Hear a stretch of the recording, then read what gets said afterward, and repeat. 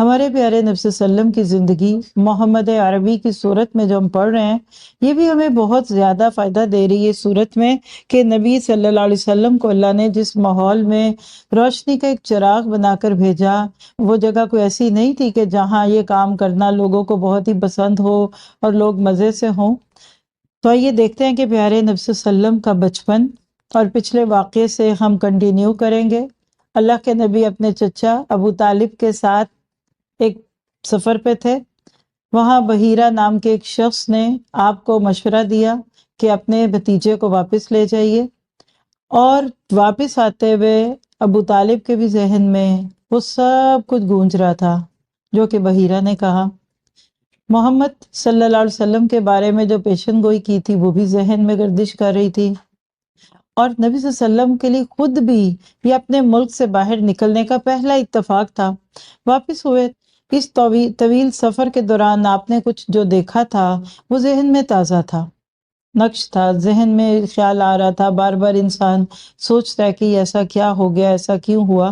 انسانی فطرت کی بات بتا رہی ہوں، تو لہٰذا آپ اس پہ غور و فکر کرتے رہے۔ آپ نے بڑے بڑے ریگستان دیکھے، اونچے اونچے پہاڑ دیکھے تھے، پھلوں سے لدے باغ دیکھے تھے، کئی طرح کے نشیب و فراز کو طے کرتے ہوئے آپ اس سفر میں گئے تھے۔ آج بھی جب آپ بائی روڈ سفر کرتے ہیں تو تھوڑی تھوڑی دیر بعد منظر پلٹ جاتے ہیں۔ آپ ادھر سے جدہ سے جب مکہ کی طرف جاتے ہیں، بس جدہ شہر چھوڑنے کی دیر ہے، ساتھ ہی پہاڑ، پھر سوکھے پہاڑ، پھر سبز پہاڑ، پھر عجیب و غریب، حالانکہ بالکل بنجر سے ہیں لیکن اتنی ان میں کشش ہے، نظر نہیں ٹکتی۔ تو سفر کے ساتھ بندے کی زندگی میں بہت زیادہ سوچ و بچار آتی ہے، اور وہ زمانے کے نشیب و فراز کو سمجھتے کہ ایک ایک سیکنڈ میں تو منظر بدل رہا ہوتا ہے۔ راستے میں کئی نہریں آئیں، کئی بستیاں آئیں، لوگوں نے جو باتیں کی، کبھی ماضی اور حال کی باتیں ہوئیں، آپ سب کو سوچتے رہے۔ تو یہاں ایک بات نکتہ لکھی ہے، اردو میں کہتے ہیں سفر وسیلہ ہے ظفر، اور ہمارے سلف صالحین کہتے تھے کہ جس نے علم کے لیے سفر نہیں کیا اس کا علم قابل بھروسہ نہیں ہے۔ ایک علم وہ ہوتا ہے جب مسجد اور مدرسے میں ایک بڑے پروٹیکٹڈ ماحول میں بیٹھ کے سنتے سمجھتے ہیں، جیسے 8 سال کے لیے ایک بچی کو ہاسٹل میں ڈال دیا گیا، وہ وفاق کا کورس کرتی ہے۔ حقیقت ہے کہ وہ بچی جتنے فوکس سے تجوید، گرامر، ترجمہ اور باقی چیزیں سیکھے گی، حدیثیں یاد کرے گی، دوسری بچیاں ہو سکتے نہ کریں، لیکن اس بچی کا ایکسپوجر نہیں ہوگا باہر کے۔ اور حتیٰ کہ ایسی بچیاں کئی دفعہ تو دیکھا گیا کہ چونکہ گھر کے ماحول سے باہر پلتی ہیں نا، تو پھر جب وہ کورسز کر آ کے واپس آتی ہیں تو ان کو گھریلو کام نہیں آ رہے ہوتے، فیملی میں وہ اپسیٹ ہو جاتی ہیں، چھوٹی چھوٹی بات پہ ان کو پریشانی ہوتی ہے۔ تو جب بندے کا علم بھی ہو اور ساتھ تجربہ بھی ہو، ایکسپوجر بھی ہو، تو اس کی بات قابل غور ہوتی، کیونکہ وہ زمانے کو دیکھ رہا ہوتا ہے۔ یہ بالکل ایسے ہی ہے کہ ایک دوا ہے، ڈاکٹر نے کہہ دیا یہ دوا ہے، اس کو جا کے کوئی لگا لے، آپ کو یاد بھی نہیں رہتا کون سی دوا تھی، وہ کھول کھول کے پرچی میں سے لوگ پڑھ رہے ہوتے ہیں کیا کھانا تھا، کتنی دفعہ لگانی تھی کیا۔ اور ایک وہ دوا ہے جو آپ نے کسی کو خود لگائی یا لگاتے دیکھی تو یاد رہتی ہے نا۔ تو بہرحال نبی صلی اللہ علیہ وسلم کو ایسے لوگ بھی ملے جو انہی چیزوں کو پوچھتے تھے جن کو آپ کی قوم پوچھتی تھی، ایسے لوگ بھی نظر آئے جو آسمانی کتابوں کے احکام پر عمل پیرا تھے۔ اور یہ بھی سننے میں آیا کہ کچھ لوگ آتش پرستی میں مگن ہیں، یعنی مجوسی تھے، فائر ورشپر تھے۔ ایسے لوگ بھی ملے جو پتھر کی مورتیوں کے آگے بیٹھ کر عبادت کی رسومات ادا کرتے تھے، کبھی ان کے بندے بن کے بندگی کے آداب بجا لاتے تھے۔ کچھ نے اپنی نکیل یہودی علماء کے ہاتھ میں دے رکھی تھی جو کتاب الہی میں من مانی تعویلیں کرتے تھے، اور اپنے جی سے ایک شریعت گھڑی بھی تھی۔ کچھ لوگ عیسائی پادریوں کی اشاروں پر چلتے تھے جنہوں نے غیب دانی کا ڈھونگ رچا رکھا تھا۔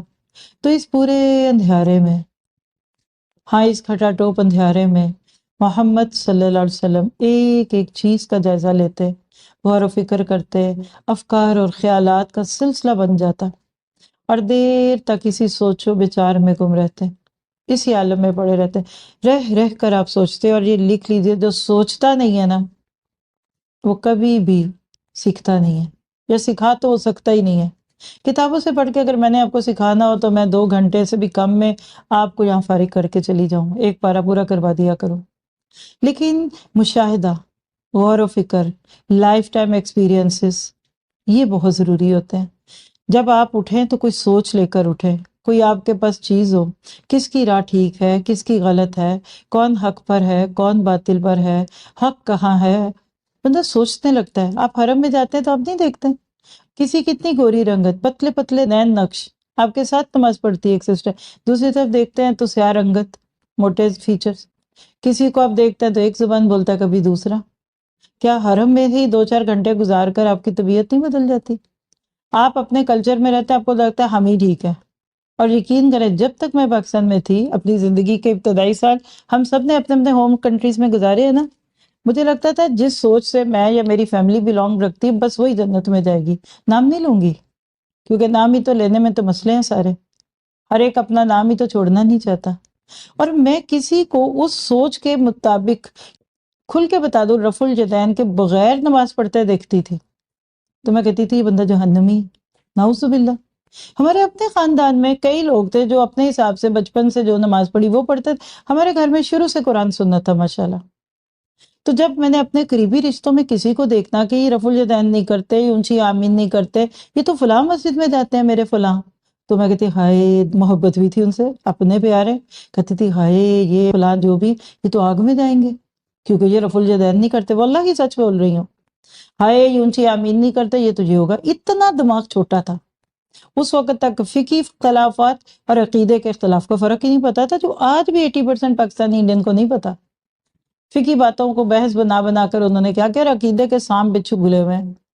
ایکسپوجر ملتا ہے بندے کو، وقت کے ساتھ قرآن کے ساتھ ذہن کھلتے ہیں. تو نبی صلی اللہ علیہ وسلم کو بھی بہت کم سنی میں اللہ تعالیٰ نے بہت عقل دی، روشن ضمیر دیا، اور آپ کو فکر تھی کسی طرح مجھے حق مل جائے، اس کی حقیقت کھل جائے، تاریکی کا پردہ چاک ہو جائے اور روشنی نظر آ جائے. لڑک پن کا زمانہ عام طور پہ لوگوں کا کھیل تماشے کا زمانہ سمجھا جاتا ہے، لیکن محمد صلی اللہ علیہ وسلم کھیل تماشوں سے کوسوں دور تھے. بیکار باتوں اور فضول کاموں سے آپ کو کوئی دلچسپی نہیں تھی. ہمیشہ حق کی دھن میں رہتے، اس فکر میں رہتے کہ کوئی ایسی بات معلوم ہو جائے جس میں کوئی رہنمائی ہو. یہ لکھیے جملہ، آپ لوگ لکھتے کم ہیں، کوشش کریں لکھنے کی. یہاں بیٹھے نا، جب 1 مہینے 1.5 کا سفر انشاءاللہ آپ کو کم از کم ایک کلاس روم میں ایک اچھا اسٹوڈنٹ تو بنا دے گا. لکھنے سے باتیں یاد رہتی ہیں، دیکھنے سے زیادہ لکھیے، اور پھر آپ کا اپنے ہاتھوں کا لکھا آپ کے دماغوں میں جائے گا انشاءاللہ تعالی. تو اللہ کے نبی کو ایک گائیڈ لائن چاہیے تھی، کوئی ایسا نشان نظر آ جائے جس سے حقیقت کا سراغ لگتا ہو.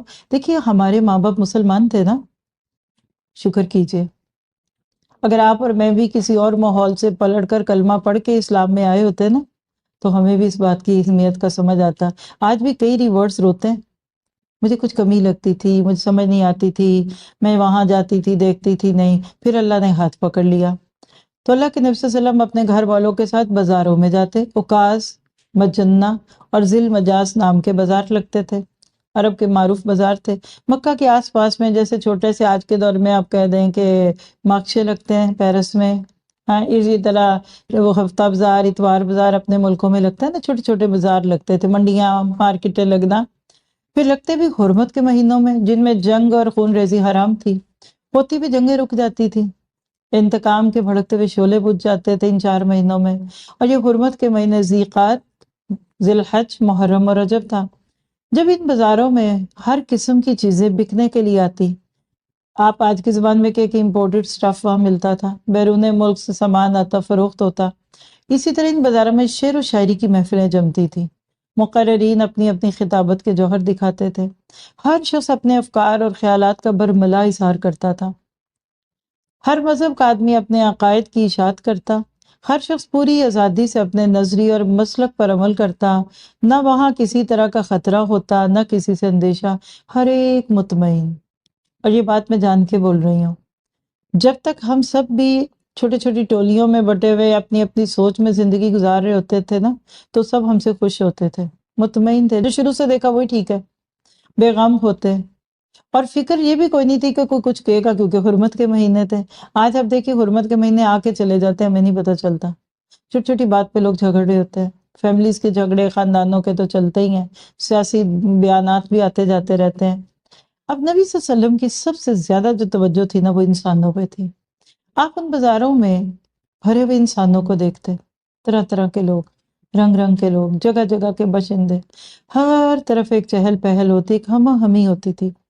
ایسے میں آپ کو لوگوں سے ملنے جلنے کا، ان کے افکار اور عقائد کو سمجھنے کا اور ان کے قول اور عمل کو پرکھنے کا بڑا اچھا موقع مل جاتا تھا، اور یہ فیصلہ کرنے میں بھی آسانی ہوتی کہ کون راہ راست پر اور کون اس سے دور ہے۔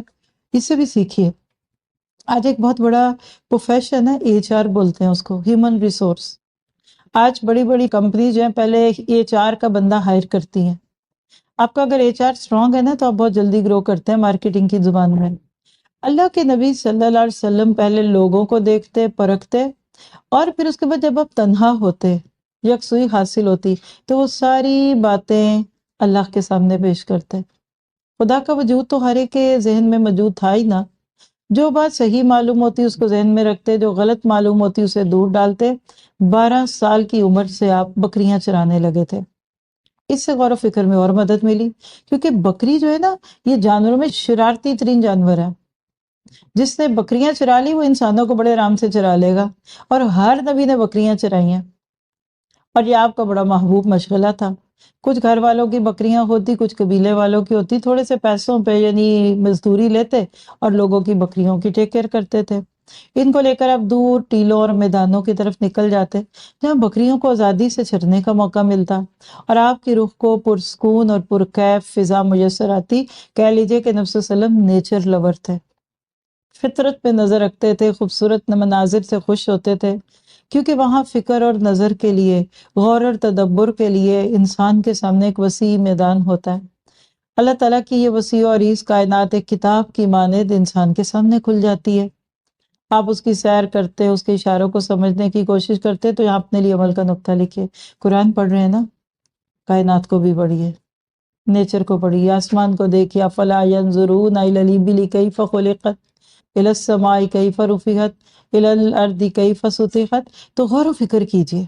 بہترین کمبینیشن ہے کہ قرآن پڑھائیں تو قرآن میں ڈوب جائیں، ایک ایک لفظ کا اس میں سے اثر نکال لیں، اور کائنات میں جائیں تو ایسے لگے کہ بس کائنات کے ساتھ سنکرنائز ہو گئے۔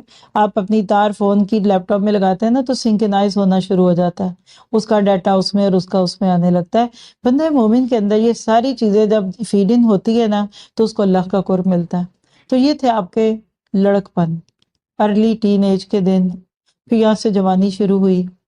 نہ کہ دوسرے لڑکوں اور جوانوں کی طرح کھیل کود تھی وہاں، نہ ہنسی مذاق، فضول باتیں، بے مقصد چیزیں، بلکہ آپ لڑک پن میں بھی بڑوں جیسی سوجھ بوجھ اور دور بینی والی زندگی بسر کر رہے تھے۔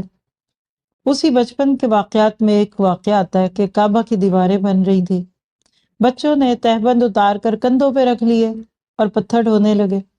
عربوں میں سطر کی کوئی زیادہ کیئر نہیں کرتے تھے لوگ، بات بات پہ برہنہ ہو جاتے تھے۔ اللہ کے نبی نے جب ان کو دیکھا تو آپ نے اپنا تہبند اور مضبوطی سے باندھ لیا۔ چچا نے کہا بچوں کو دیکھو، اپنے تہبند انہوں نے کندھوں پر رکھ لی، یعنی ایزیلی کام کریں۔ ڈھیلے ڈھالے کپڑے پہن کر انسان ایزی فیل کرتا ہے۔ اب دیکھو کتنے مزے سے وہ چیزیں ڈھو رہے ہیں، آپ بھی ایسے ہی کر لیں، کندھے پہ رکھ لیں۔ مگر آپ نے اپنے چچا کے کہنے پر ایسا کرنا کیا تھا، آپ تو غیرت کے مارے بے ہوش ہو گئے، یعنی آپ نیکڈ ہونے کو برداشت نہیں کر سکتے تھے۔ اسی طرح مکہ میں رواج تھا کہ رات کو لوگ اپنے اپنے کاموں سے چھٹی کر کے جمع ہوتے، ساری رات طرب و نشاط کی محفلیں آراستہ ہوتی، راگ رنگ لپتے لوگ، یعنی راتوں کا انٹرٹینمنٹ ہوتی تھی، دلچسپ تفریحی پروگرام تھے، کہیں داستان گوئی تھی اور کہیں قصہ گوئی تھی۔ مزے کرتے تھے راتوں میں، کیونکہ دن میں گرمی ہوتی تھی تو راتوں میں، آج بھی یہاں آپ دیکھتے ہیں، آپ نے سفر کیے ہوں گے لمبے بھی، یعنی ریاض سے جب ہم لوگ مدینہ آ رہے تھے تو راستے میں جب ہم گاڑیوں سے گزرتے دور دور ایسے لگتا ہے جیسے چراغ جل رہے ہیں۔ تو جو ہمارے ہوسٹ انہوں نے بتایا کہ وہ یہ گاڑیوں کی لائٹ تھوڑی چلا کے نا تو وہیں بیٹھ کے تو وہ گاوا شوا پینے لگ جاتے ہیں۔ یہ عربوں کا کلچر ہے، جہاں دل کرتا ہے گاڑی میں سے گاوا نکالا، وہ نیچے چٹائی بچھائی، بیٹھ کے فن کرتے ہیں۔ یہ کام تب بھی ہوتے تھے۔ کوئی شخص جس کو جو فن آتا تھا، جس میں کمال ہوتا تھا، وہی کر کراتا تھا، لوگ ساری رات بیٹھے رہتے۔ یہ اس دور کا کلچر تھا، آپ کا کلچرل شو تھا یہ۔ ایک ساتھی نے ایک بار آپ کو بھی ابھارا، محمد صلی اللہ علیہ وسلم، ایک رات تم بھی اس محفل کا لطف اٹھاؤ۔ نوجوانی کا زمانہ تھا، ساتھی نے زیادہ کہا تو آپ نے کہا چلو ٹھیک ہے۔ وہ آپ کے ساتھ بکریاں چرایا کرتا تھا۔ اچھا آج رات میری بکریاں تم دیکھتے رہنا، اور پھر وہی ہوا جو پیچھے سن چکے ہیں، نبی کی حیا اور نبی کی غیرت۔ کیا آپ اس تفریحی پروگرام میں شرکت کے لیے آبادی کی طرف چل پڑے۔ راستے میں کسی گھر سے گیت کی آواز آ رہی تھی، آپ ٹھہر کر سننے لگے۔ اتنی دیر میں آپ کو اتنی زیادہ نیند آئی، اونگ آئی، وہیں سو گئے۔ آنکھ کھلی تو دن چڑھ رہا تھا، سورج چڑھ رہا تھا، گرمی آ چکی تھی۔ آپ ساتھی کے پاس لوٹ گئے۔ ساتھی نے کہا سناؤ محمد، رات کیسی گزری؟ آپ نے فرمایا کیا بتاؤں کہ جا رہا تھا کہ راستے میں ایک جگہ گیت کی آواز آئی اور آواز رسیلی تھی، پتہ ہی نہیں چلا، میں سو گیا تو میں جب اٹھا تو صبح ہو چکی تھی۔ اس کو عصمت انبیاء کہتے ہیں۔ آج بھی جن کی روحیں فطرت کے قریب ہوتی ہیں نا، لڑکے بھی لڑکیاں بھی، اللہ ان کو جوانی میں بھی پاک رکھتا ہے، ان پہ ماحول کا کوئی اثر نہیں ہوتا اللہ کی توفیق سے۔ کہہ لے کہ صبغت اللہ کی طرح فطرت کا رنگ بہت پختہ ہوتا ہے۔ خیر دوسری رات پھر کسی نے اکسایا، آج نہ موقع جانے دینا، پھر گئے راستے میں، پھر رہی بات، اور پھر وہی ہوا جو پہلے ہوا۔ 40 برس کی زندگی میں صرف 2 بار آپ نے ارادہ کیا اور دونوں بار اللہ نے آپ کو روک لیا۔ گویا کہ یہ اللہ تعالیٰ کی زبان سے ایک اعلان تھا کہ تیری شان ایسی بیکار فضولیات سے اعلیٰ ہے۔ جب ہم گندی محفل میں بیٹھتے ہیں نا تو ہم اپنی عزت کم کر لیتے ہیں، ہم اپنے آپ کو چھوٹا کر لیتے ہیں۔ اللہ تعالیٰ آپ سے مجھ سے بہترین کام لے۔ اپنی جوانیوں کو تو ہم گزار گئے، اب اپنے بچوں کی جوانیوں کی فکریں کیجیے۔ تو اللہ کے نبی صلی اللہ علیہ وسلم کی زندگی سے یہ سارے سبق سیکھتے، سکھاتے، کرتے کراتے ہم اس چیز کو اگر اپنی زندگی میں لے آئیں کہ یہ سیرت نہیں پڑھ رہے ہم، یہ اپنی سیرت بنا رہے ہیں، یہ ہمیں اپنا کریکٹر اور اپنا کردار پختہ کرنا ہے۔